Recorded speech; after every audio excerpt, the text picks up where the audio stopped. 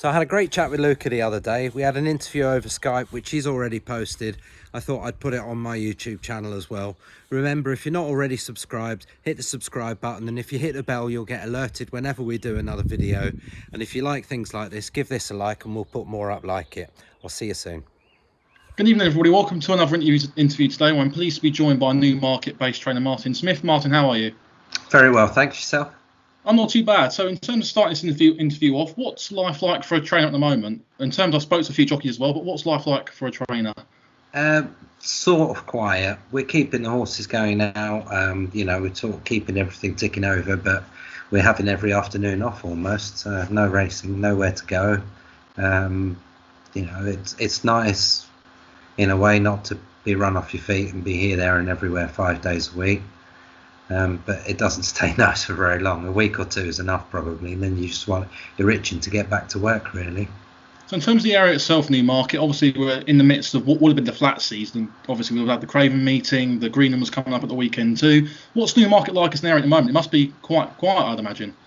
Yeah, there's probably more going on here than anywhere else because the gallops are still very active in the mornings.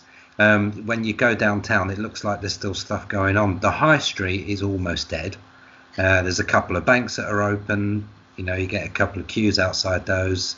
I think we've got Boots is open, and that's almost it. Everything else is shut, and it's very quiet driving up and down the high street. So in terms of you, how long have you been training for? And was training always something you looked to get into? Originally, no. When I was a kid, I wanted to be a pilot. But as Dad was a trainer, I think he'd rather I followed in his footsteps. So it's something that was always there for me, and it was sort of, at the time I thought I was taking the easy choice, but life would have probably been a fair bit easier if I was just flying planes every day. Well, was you before moving into training? Was you riding horses? Was you based as a sort of a jockey? Because we see some jockeys, they go down the training route once they finished. Was that a pathway that you took? Yeah, I did everything. I started from scratch, and I've done every job you can do in racing. I started I used to go in the yard as a little kid and just talk to the horses and that, but I started working in the yard when I was 11, and I'll never forget, my first job was to clean the water mangers. We had cast iron water mangers in the corner of the stable, and it was the winter time, so you had literally a Coca-Cola bottle cut in half, and you had to crack the ice on the top, and then scoop all the ice and the water out, and then wipe it out with a sponge, and then fill it back up. And I used to cry those first couple of weeks. My hands were in absolute agony, and how that didn't put me off for life, I don't know. But so I did that for a few years, and then I would get to ride a quiet one home from the gallop, and sort of went from there until eventually we found one that I could take around the gallop, and went from there. So that took until I was about 14 before I was riding out full time, if you like. Then I got an apprentice license about 3 months before my 15th birthday, so I managed to ride my first winner when I was 14, and just went from there. So I went stable lad, apprentice, then I got a bit heavier. I was a conditional jockey in a few yards in England, and then after that I did pupil assistant trainer, head lad. I was even clerk of the course in Dubai for a couple of years. And just sort of went there and when I was assistant trainer at John Best before I started training, that was the first time I became an owner, which was a massive learning curve really. It sort of all went from there really. So in terms of the riding and training, is there much difference between the two? Have you noticed any difference between the two since you've done both obviously, but has there been any big differences between the two? There is and there isn't. You approach it the same way, but when you're riding a horse, you're focusing on one horse and you're doing one job. When you're the trainer, you're focusing on everything, what everybody else is doing. Especially now as a trainer, when I talk to riders, I can tell that a lot of them, not all of them, but a lot of them, they have an opinion, or they see things from their own point of view. They don't see the overall picture. And it's not until you start training that you start thinking of bigger picture, and there's always more than one side to everything. Whereas if a person's riding a horse, all they're thinking about really is that horse, the way the horse is behaving, their health. But in the back of my mind, I'm thinking of what race that horse might be aiming at, what time of year we're looking at running them, how the owner of certain horses are. Some owners don't interfere at all, and you sort of do what you want with the horses. Other owners want to run at specific race courses or even on specific days. So you've always got in the back of your mind a lot more than just the riding point of view. In terms of your training itself, you've got the Martin Smith Racing Club, which is very affordable. Do you think that trying to attract new owners into racing is something that racing lacks itself?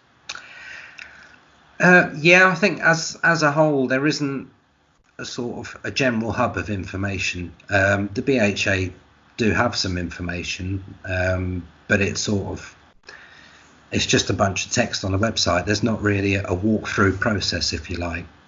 I think if there was one central place where you could go, right, I want to get involved, and they took you through it and then left you with the choice of owners and horses to go to, I think people would feel more secure. But because people are forced to go to an individual trainer or a racing club, they're a bit more skeptical, and they worry, well, this is just a small businessman, are they just trying to take my money? So for especially with the racing club, the whole idea of that was to make it easy for people to get involved. And then once they've been involved for a while, 9 out of 10 of them, if they can afford it, start getting more involved, and then they go from being a member in a racing club to having a leg in a horse. And budget depending, they sort of take it as far as they can, really. So in terms of what you're doing now, I saw on social media over the past couple of weeks you've been talking about doing live gallops videos. In terms of that whole thing, how's that coming along at the moment? Good. What I initially had planned was quite a grand plan. Turned out to be a rather expensive plan, so I've had to scrap that. But I think I've ordered a couple of gadgets where I think I can do it just through my phone on Facebook Live. I'm waiting for it to arrive next week, and then I'll give it a trial run. And if all's going well, hopefully in the next week or two, we should be able to get it going. Have many trainers been open to the idea of collaborating with you during this?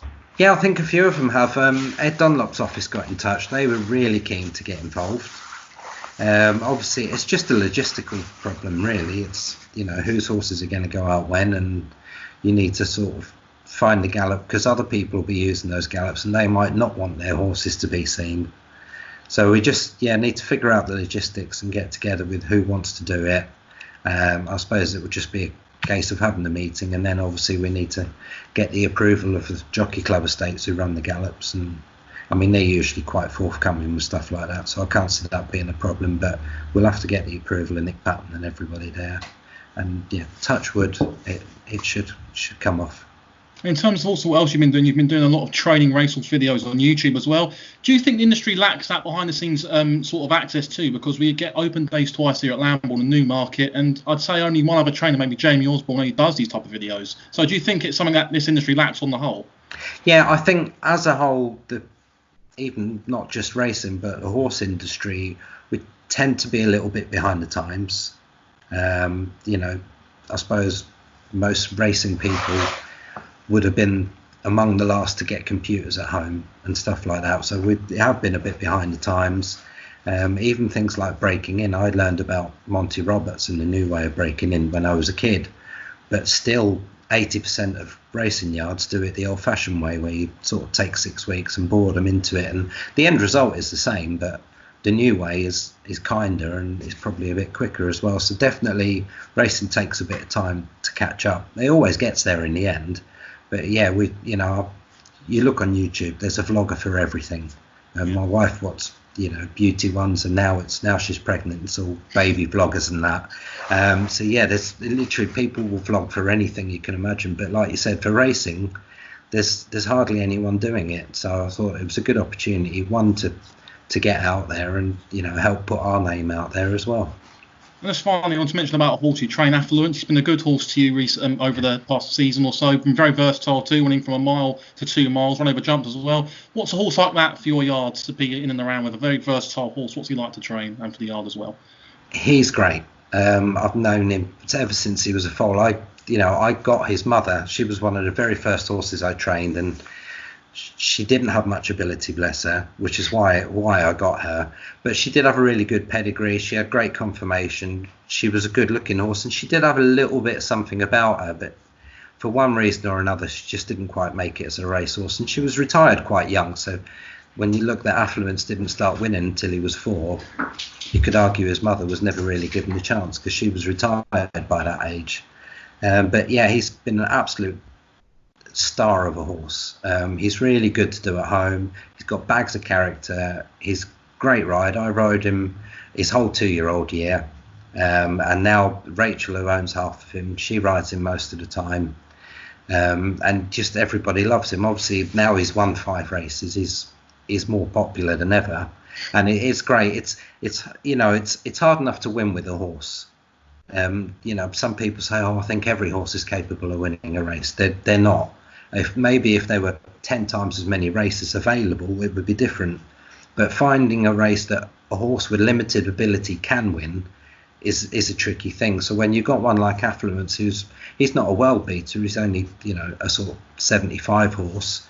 So finding a race he can win is great, but to manage to get him to win 5 and he's been placed at least as many times as well, it's been a real blessing for us. And it sort of, as a trainer, it's a way of showing people that not only can you win with a horse, but you can get them there again and again, and you can keep a horse in good condition. And a big thing is getting that progress. It's one thing getting a horse that's got X amount of ability and getting them to compete at that level, and just getting them to compete at that level, consistency is hard. But to get a horse that can improve over time, I think as a trainer that really shows that you can take a horse from one place and transform it to another, which is something I like to see with my horses. Well, Martin, thanks for joining me. I'm just going to stop recording now quickly so I don't lose it, and then I'll let you go. So just make sure it all works quickly. Bear with me. Right, there we go.